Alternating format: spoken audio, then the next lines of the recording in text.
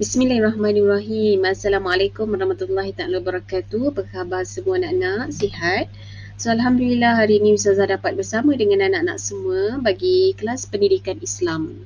So hari ini Ustazah memilih bidang fiqh, dan kalau sebelum ni kita dah pun belajar dua tajuk, solat sunat istikharah dan solat sunat tasbih. Pelajaran ke-12 adalah perkahwinan, ya. Dan Ustazah menetapkan untuk video kali ini adalah di bahagian pertama atau siri pertama, sebab Ustazah hanya memilih 4 topik sahaja untuk video kali ini, iaitu 4.26.1 maksud perkahwinan, 4.26.2 untuk dalil perkahwinan, dan 4.26.3 hukum berkahwin, dan 4.26.4 hikmah berkahwin. Ya, ada 4 topik pada hari ini.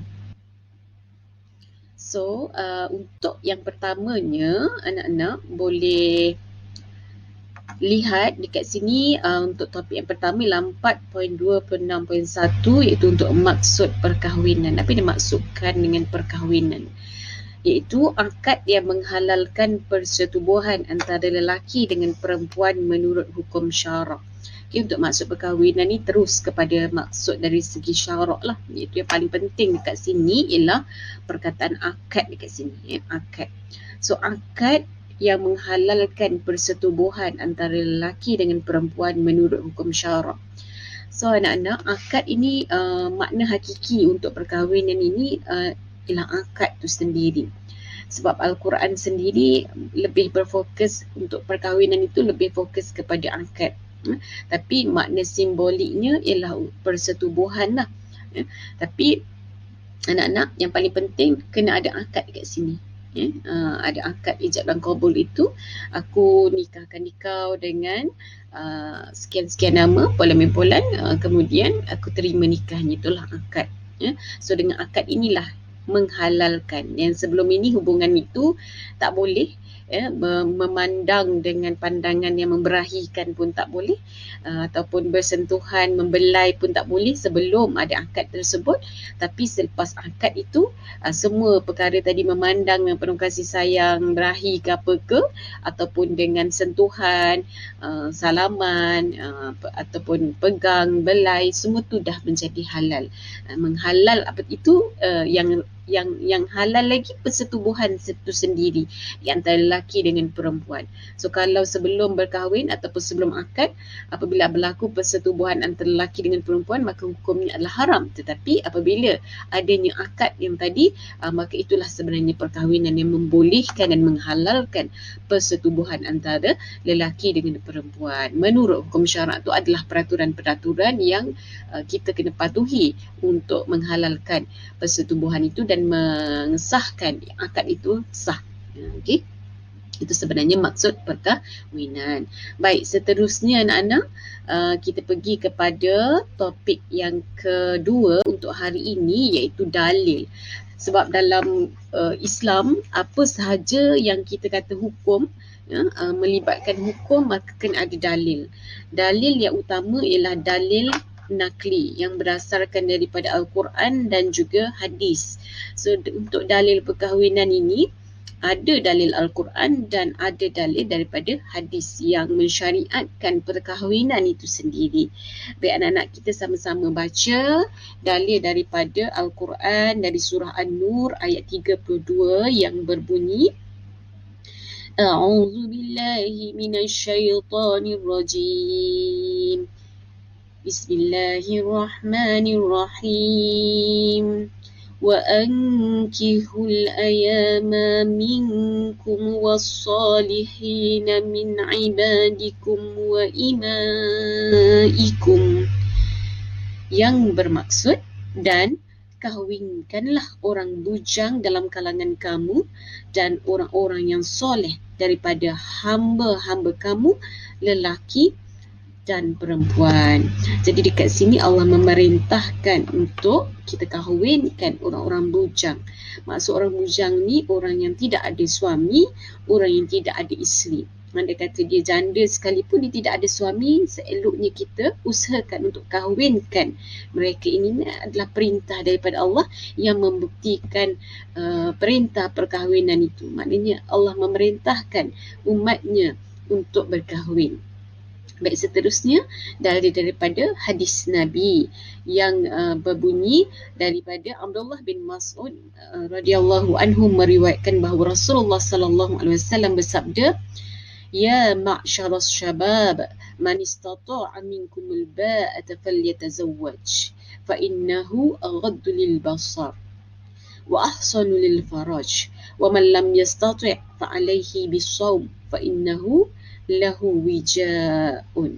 Okey, bermaksudnya, wahai pemuda, sesiapa yang berkemampuan dalam kalangan kamu menyediakan belanja kahwin, maka hendaklah berkahwin.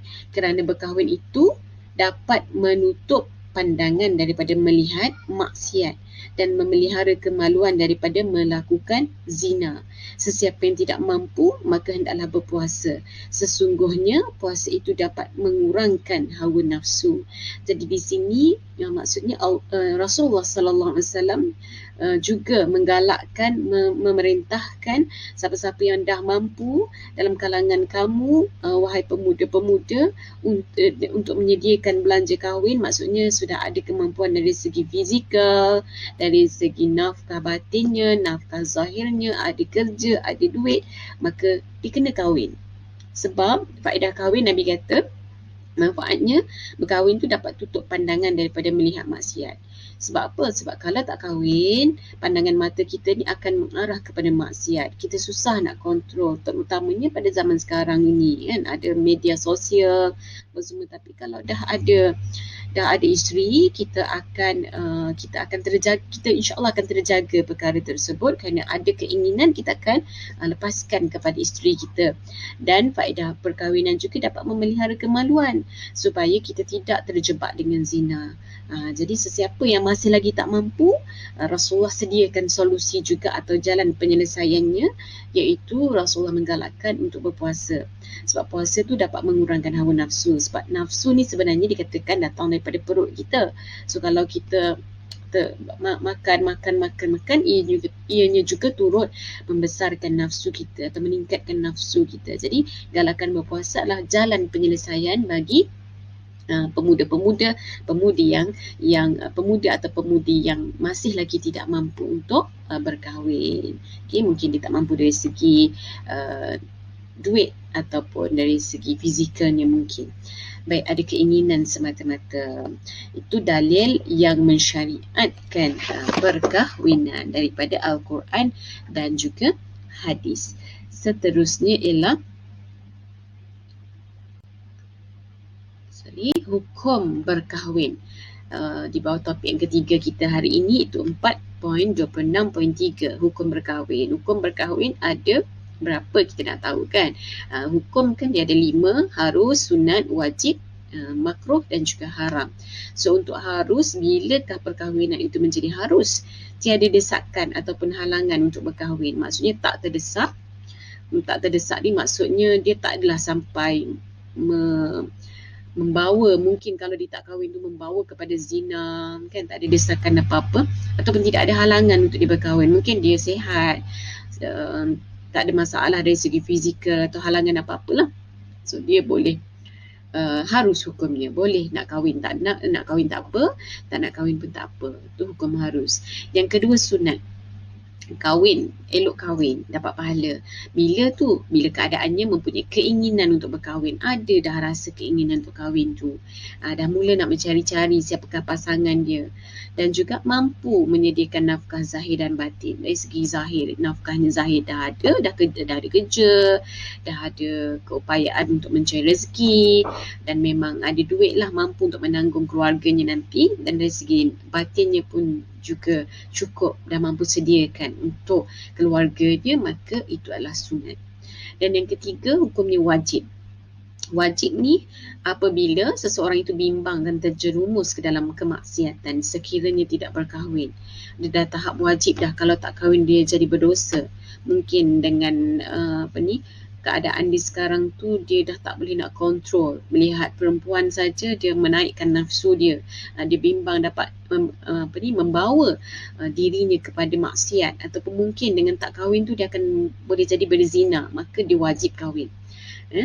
Dan dia juga dah mampu dah dari segi nafkah zahir dan batin, dah ada kerja, dah ada duit, dah ada pendapatan sendiri, dan dari segi batinnya memang dah mampu sangat, maka hukumnya wajib.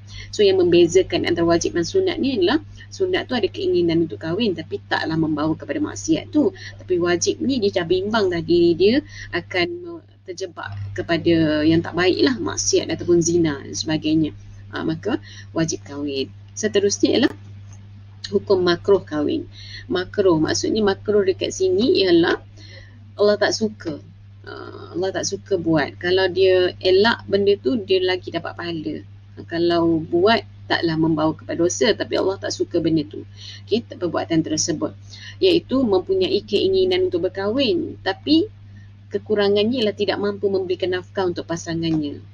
Mungkin dia ada masalah dari segi batinnya. Mungkin dia ada masalah mati pucuk, alat kelamin tidak berfungsi, atau mungkin ada penyakit yang berjangkit, mungkin membawa mudarat kepada pasangannya, atau membawa kesusahan kepada pasangannya, ataupun memang dia tak ada pendapatan, memang masih lagi kata tak kerja langsung lagi, maka makruh kahwin. Maka itu hukumnya makruh. Tapi hukum yang kelima, haram, lebih dekat dengan makruh juga apabila bertujuan untuk menzalimi, ada niat untuk menzalimi atau memudaratkan pasangannya, mungkin kerana dendam ke, ataupun kerana memang nak sakiti pasangannya, nak bagi kesusahan kepada pasangannya, ataupun memudaratkan pasangannya, maka haram berkahwin. Jadi itulah 5 hukum dalam berkahwin, dalam perkahwinan, yang mana kita kena melihat mengikut situasinya.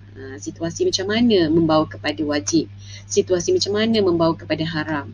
Maka begitu anak-anak hukum berkahwin. Jadi kalau anak-anak kena kategorikan yang mana, kalau dah bimbang sangat berlaku kepada maksiat, banyak banyak naik nafsu, mungkin dah tak boleh nak kontrol, selalu beronani, selalu menonton video-video porno, maka bimbang nafsu tersebut membawa kepada kemaksiatan yang lain, maka dia akan boleh pergi kepada wajib berkahwin. Begitu anak-anak, supaya kita dapat kenal pasti di mana kedudukan kita, di mana tahap kita. Adakah kita haram berkahwin, adakah kita makruh berkahwin, adakah kita sunat berkahwin, adakah di tahap harus saja ataupun dah wajib berkahwin. Begitu anak-anak, ya. So kita melihat dekat situ, kalau membawa kepada kemudaratan, kemaksiatan apa semua, kita boleh melihat hadis Nabi tadi, yang mana solusi Nabi ialah kita digalakkan untuk berpuasa supaya dapat mengurangkan nafsu kita. Baik, seterusnya ialah hikmah perkahwinan. Hikmah perkahwinan, pertama, kita dapat memenuhi tuntutan batin yang merupakan fitrah manusia. Sebab Allah menciptakan Islam ini memang agama fitrah, agama fitrah. So Islam ini dia tidak melanggar fitrah. Sebab apa? Sebab kalau kita melihat, ada setengah-setengah agama dia mengharamkan perkahwinan, seperti rahib ke atau pendeta ke, padri ke, tak boleh berkahwin. Maka itu sebenarnya melanggar fitrah. Sebab Islam tahu, Islam adalah agama fitrah yang memang tahu lelaki memerlukan wanita dan wanita memerlukan lelaki, kan? Lelaki memerlukan wanita, wanita memerlukan lelaki, itu fitrah. Jadi untuk memenuhi fitrah tersebut, maka kita perlu berkahwin. Sebab itu Rasulullah SAW sendiri pernah melarang sahabat hidup membujang. Dia memang melarang hidup membujang, malah menyuruh sahabat untuk berkahwin. Ada sahabat yang hanya nak fokus kepada ibadat semata-mata, tapi Rasulullah tak benarkan. Rasulullah galakkan untuk berkahwin. Okey, jadi sebab apa? Sebab kalau Rasulullah kata tak apa, kalau nak fokus kepada ibadat semata-mata, mungkin akan ramai sahabat-sahabat yang akan mengembiri ataupun mematikan alat kelamin, fungsi alat kelamin tu, semata-mata nak fokus kepada ibadat. Tapi Rasulullah tak buat macam tu. Rasulullah malah menggalakkan perkahwinan tersebut. Ya. So Islam ni dia mengaturkan fitrah manusia untuk mewujudkan kesinambungan hidup manusia. Maksudnya kalau dia tak galakkan perkahwinan, macam mana keturunan manusia dapat bersambung, ada kesinambungan kan. Okey, kemudian seterusnya ialah memelihara diri daripada keruntuhan akhlak dan berbagai gejala sosial yang boleh mencemarkan maruah. Yang sebab apa? Sebab ada orang dia tidak sanggup untuk memikul perkahwinan, ya, tanggungjawab dalam perkahwinan. Mereka lebih suka untuk membuat hubungan tanpa perkahwinan, ya. Kalau kita melihat ada masyarakat yang tidak beragama yang lebih suka hidup lelaki dan perempuan hidup mengkata dalam keadaan yang lelaki dengan lelaki, mungkin perempuan dengan perempuan, hubungan di luar fitrah, ya, bersalahan dengan fitrah juga. So perkara-perkara tersebut bila tidak dibenarkan perkahwinan ataupun mungkin tidak digalakkan perkahwinan itu, keruntuhan akhlak itu akan berlaku lah, dan pelbagai gejala sosial yang mencemarkan maruah akan berlaku. Ya, seperti zina sangat mencemarkan maruah, kan? Jadi dengan perkahwinan dapat memelihara diri kita daripada perkara-perkara tersebut yang boleh membawa kepada fitnah dan juga menjatuhkan maruah seseorang. Yang ketiga ialah memelihara keturunan yang baik untuk generasi akan datang. So kita memang menggalakkan perkahwinan untuk kita melahirkan zuriat yang baik, dan dipenuhkan perkahwinan itu bukan hanya hubungan seks atau kelamin semata-mata, tapi dipenuhkan dengan rasa tanggungjawab juga. So tanggungjawab ini adalah apabila lahirnya zuriat perlu dididik dengan didikan Islam supaya memberi kesan kepada generasi akan datang. Sebab dia kata apa, kalau melihat kepada generasi yang terdidik, dia akan memberi kesan lah kepada macam mana generasi itu akan datang. Kalau kita nak tengok generasi akan datang, kena tengok generasi muda-muda pada zaman sekarang. So itulah yang akan datang, yang akan memimpin dunia, memimpin negara. Jadi memang kita kena berusaha untuk melahirkan, dengan perkahwinan itu kita kena berusaha untuk melahirkan keturunan yang baik. Jadi macam mana keturunan yang baik dapat dilahirkan? Andai kata keturunan itu dilahirkan dengan cara yang salah ataupun dengan zina, anak-anak zina contohnya. Sedangkan anak-anak itu tidak bersalah, tetapi oleh kerana kita membenarkan ataupun kita tidak menggalakkan perkahwinan, maka ramai sekali anak yang dihasilkan daripada zina. Jadi kita tidak mahu itu berlaku, kan ia memberi kesan kepada generasi akan datang.